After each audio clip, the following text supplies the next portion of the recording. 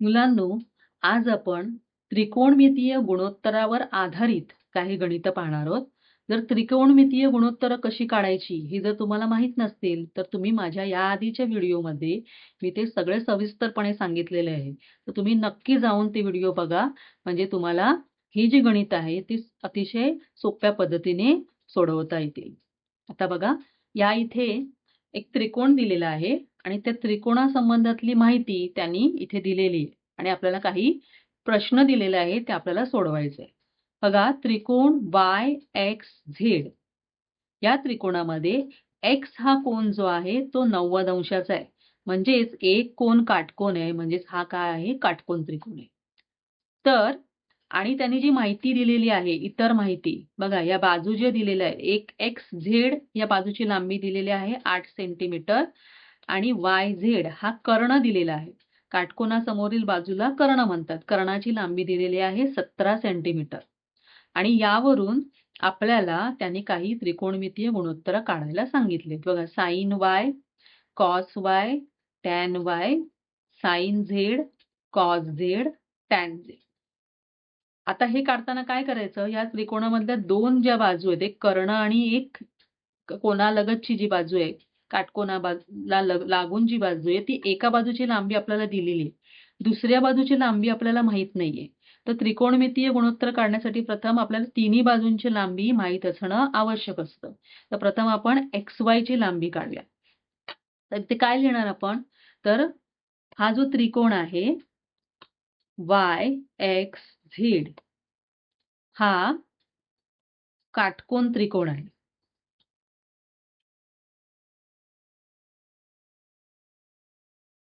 काटकोन त्रिकोण आहे का?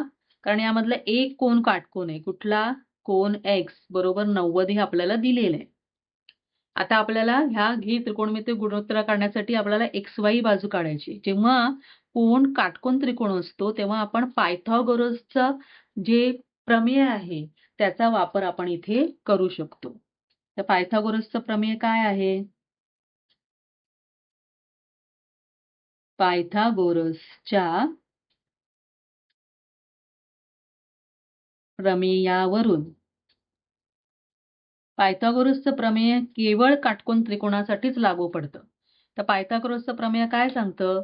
तर कर्णाची लांबी त्याचा वर्ग हा काटकोन करणाऱ्या बाजूंच्या वर्गांच्या बेरजेइतकी असते. म्हणजे ह्या कर्णाच्या लांबीची वर्ग केल्यानंतर तो जो वर्ग असतो तो काटकोन करणाऱ्या बाजूंच्या वर्गांच्या बेरजे एवढा असतो. आता इथे बघा, कर्ण काय आहे?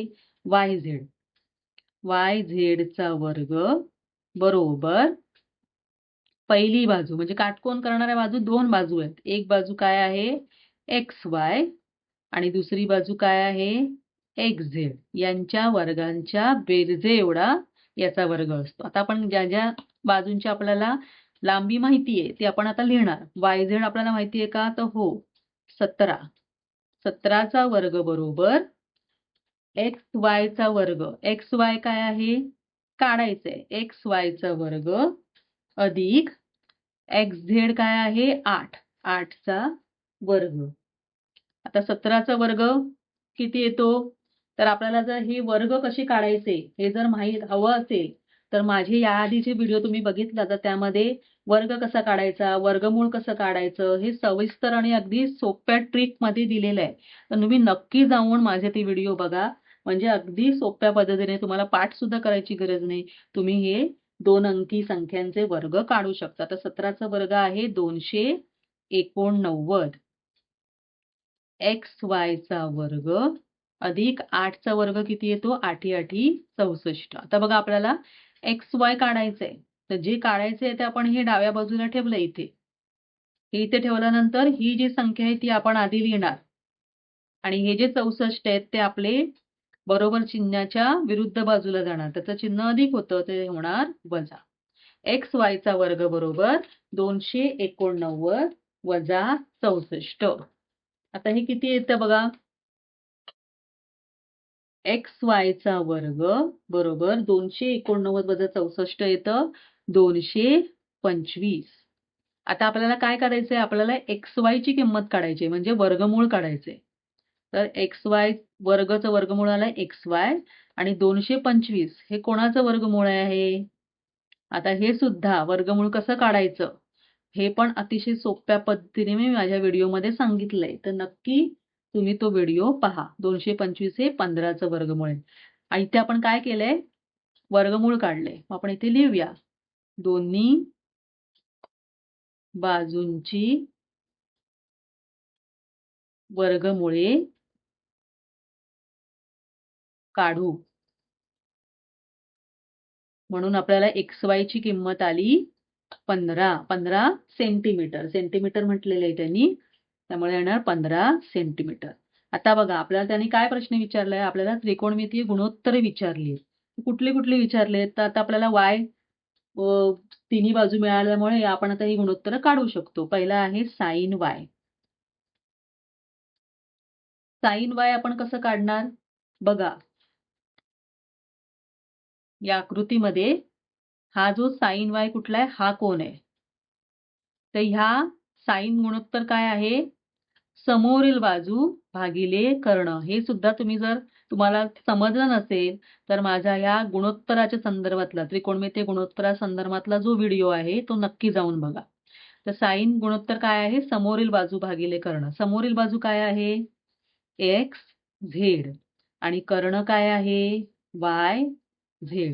म्हणजे बघा XZ काय आहे?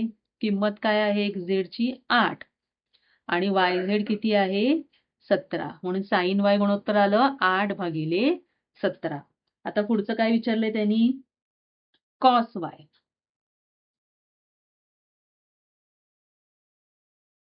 बघा आता कॉस Y काय गुणोत्तर आहे?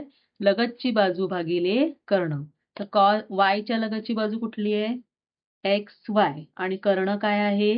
YZ. XY आपण आत्ताच XY काढला. किती आला XY आपला? 15 आणि YZ किती? 17. हे आलं आपलं कॉस गुणोत्तर. नंतर आहे tan. Tan Y. Tan Y काय आहे? समोरची बाजू भागिले लगतची बाजू. तर Y च्या समोरची बाजू कुठली? XZ आणि लगतची बाजू कुठली? XY.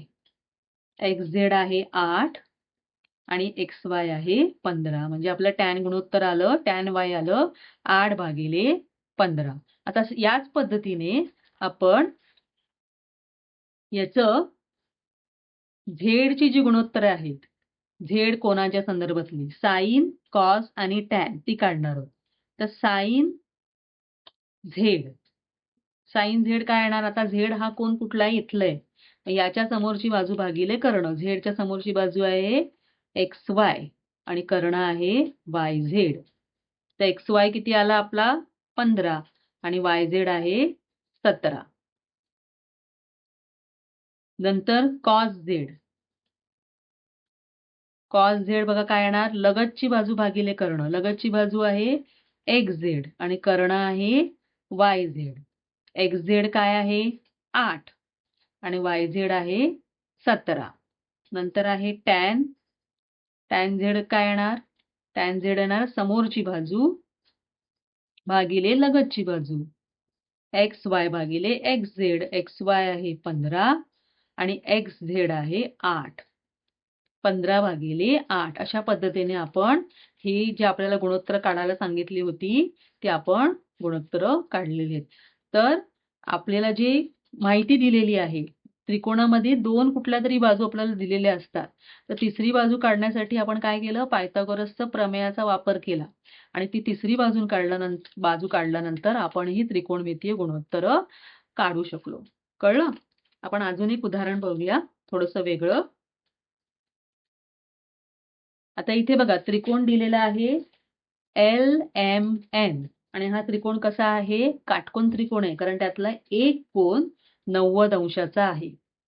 मगाशी जे उदाहरण होतं सेम तसंच आहे, फक्त इथे आपल्याला जे काढायचं आहे ते काहीतरी वेगळं करायचंय.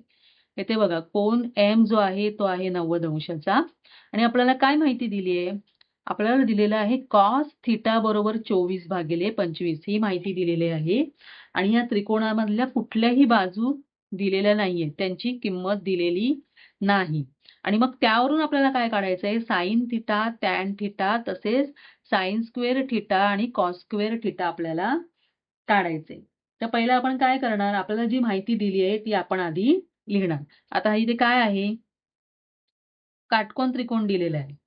काटकोन त्रिकोण LMN मध्ये काटकोन कुठला आहे? कोन M हा 90 अंशाचा आहे. अजून आपल्याला काय माहिती दिलेली आहे? कॉस थिटा बरोबर 24/25. आता इथे बघा, आपल्याला कॉस थिटा बरोबर 24/25 दिलेलं आहे. आपल्याला एक नंबर देऊया आपण याला.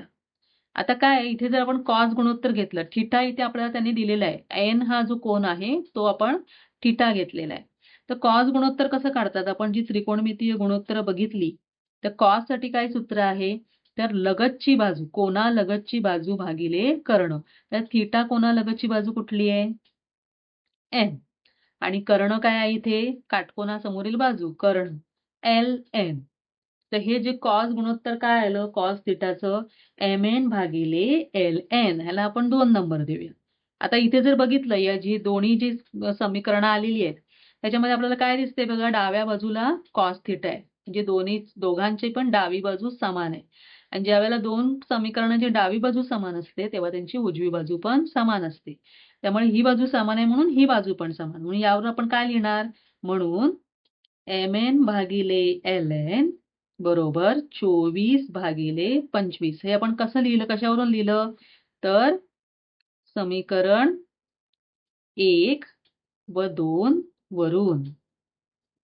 कळलं? याच्यावरून आपण MN भागिले LN हे गुणोत्तर काढलं. आता याच्या पुढे काय करायचं?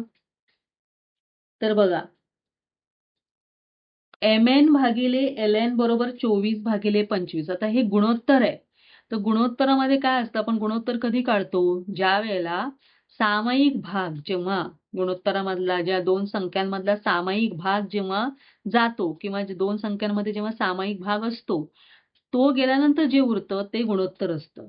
त्यामुळे इथे MN बरोबर 24K येणार आणि LN बरोबर 25K येणार. आता इथे K काय आहे? तर K जो आहे तो काय आहे? इथे स्थिरांक आहे. म्हणजे जो सामायिक घटक मी तुम्हाला बोलली, तो सामायिक घटक हा K आहे. हा जेव्हा म्हणजे 24K भागिले 25K आपण करू, हा जेव्हा सामायिक घटक जाईल, तेव्हा ते गुणोत्तर 24/25 येईल. मग ते 24/25 गुणोत्तर कसं आलंय? तर हा सामायिक घटक गेल्यानंतर. त्यामुळे तो आपण त्या प्रत्येक बाजूची लांबी MN आहे 24K आणि LN आहे 25K. तर आपण काय करायचं? आपल्याला 2 बाजूंची लांबी मिळाली. आपल्याला जोपर्यंत त्रिकोणाच्या कुठल्याही 2 बाजूंची लांबी मिळत नाही, तोपर्यंत आपण तिसऱ्या बाजूची लांबी नाही काढू शकत. आणि मग आता याचा वापर करायचा आणि पायथागोरसच्या प्रमेयाचा वापर करायचा आणि आपण तिसऱ्या बाजूची लांबी काढायची. आता बघा, तुम्हाला मी त्रिकोण दाखवते. तर इथे आपण काय करणार? पायथागोरसचं प्रमेय वापरणार.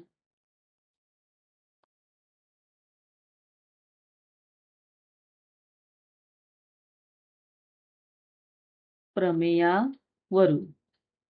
पायथागोरसचं प्रमेय काय सांगतं? जर काटकोन त्रिकोण असेल, तर काटकोनासमोरील बाजू कर्णाचा वर्ग हा त्या त्रिकोणाच्या इतर 2 बाजूंच्या वर्गांच्या बेरजे इतका असतो. आता इथे कर्ण काय आहे? LN. LN चा वर्ग बरोबर LN चा वर्ग बरोबर LM चा वर्ग अधिक MN चा वर्ग. कळलं? आता याच्या आपण किमती घालूया. LN काय आहे? 25. LN आहे 25K त्याचा वर्ग. LM माहिती आहे का आपल्याला? नाही. LM आपल्याला काढायचंय. LM चा वर्ग अधिक MN किती आहे? 24K. 24K चा वर्ग. आता बघा, आपल्याला वर्ग काढायचंय. पुन्हा वर्ग काढायला आलं. त्यामुळे तुम्हाला वर्ग काढता येत नसतील तर माझा जो व्हिडिओ आहे वर्ग कसा काढायचा तो नक्की जाऊन बघा. तर 25चा वर्ग आहे 625, के चा वर्ग आहे के वर्ग. LM आपल्याला काढायचंय. 24चा वर्ग किती येतो? 576 के वर्ग. कळलं? आता आपल्याला जे काढायचं आहे ते आपण एका बाजूला घेऊया. LM काढायचे. LM वर्ग एका बाजूला घेतला. दुसऱ्या बाजूची जी संख्या आहे ती प्रथम लिहायची. 625 के वर्ग आणि ही जी संख्या आहे ती पलीकडे गेली तर ती ऋण होणार, वजा होणार. 576 के वर्ग. आता यांची वजाबाकी करायची. तर वजाबाकी करताना बघा इथे दोघांमध्ये के वर्ग आहे तो सामायिक येणार आणि संख्यांची वजाबाकी होणार सहगुणकांची. 625 वजा 576.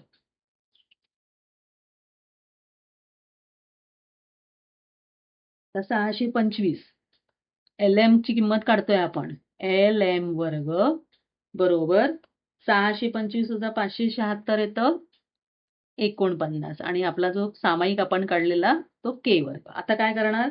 आपल्याला LM वर्ग नकोय, आपल्याला LM काढायचंय. आपण काय करणार? दोन्ही बाजूंचं वर्गमूळ घेणार. इथे 49चं वर्गमूळ किती आलं? 7 आणि के वर्गचं वर्गमूळ के. काय केलं आपण? दोन्ही बाजूंचे वर्गमूळ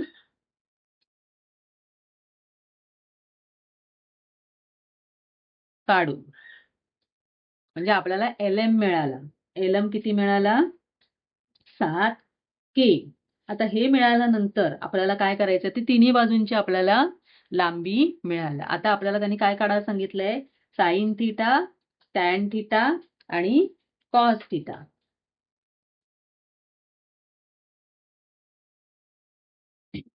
साइन थिटा, टॅन थिटा काढायला सांगितलंय आणि साइन वर्ग थिटा आणि कॉस वर्ग थिटा म्हणजे कॉस पण काढावा लागणार आपल्याला.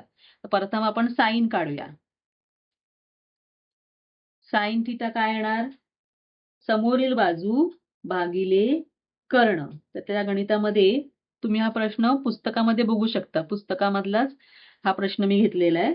तर साइन गुणोत्तर काय येणार? समोरील बाजू भागिले कर्ण. समोरील बाजू आहे LM आणि कर्ण आहे LN. LM काय आलाय? 7 के. आता याचा किमती घालूया आपण यांच्या. आणि LN आहे 25 के. बघा याच्यामध्ये सामायिक काय आहे? के. तो गेला. मग गुणोत्तर काय आलं? 7 भागिले 25. आता त्याच पद्धतीने आपण आता काढायचं टॅन थिटा. टॅन थिटा गुणोत्तर काय येतं? समोरील बाजू भागिले लगतची बाजू. म्हणजे समोरील बाजू LM आणि लगतची बाजू MN.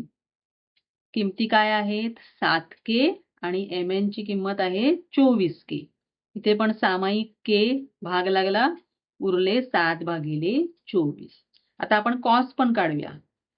Cos theta. Cos theta काय आहे? तर लगतची बाजू MN भागिले कर्ण LN. लगतची बाजू MN किती आहे? 24 के आणि LN किती आहे? 25 के. यात मग के गेला. आपल्याला राहिलं 24 भागिले 25. तर आपल्याला साइन थिटा आपण काढलं, कॉस टॅन थिटा काढलं. आता इथे आणखीन त्याने प्रश्नामध्ये आहे साइन वर्ग थिटा. तर साइन वर्ग थिटा इथे कसं करणार आपण?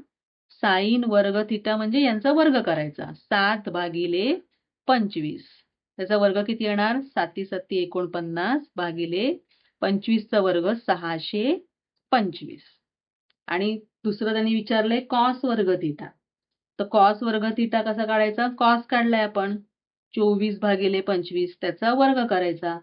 24चा वर्ग येतो 576 आणि 25चा वर्ग येतो 625.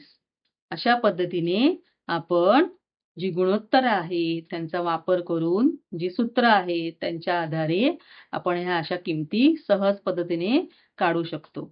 तर तुम्हाला हा माझा आजचा व्हिडिओ कसा वाटला तो नक्की कमेंटमध्ये सांगा आणि माझ्या चॅनलला जर अजूनपर्यंत तुम्ही सबस्क्राईब केलं नसेल तर सबस्क्राईब करा. भेटूया आपल्या पुढच्या व्हिडिओमध्ये.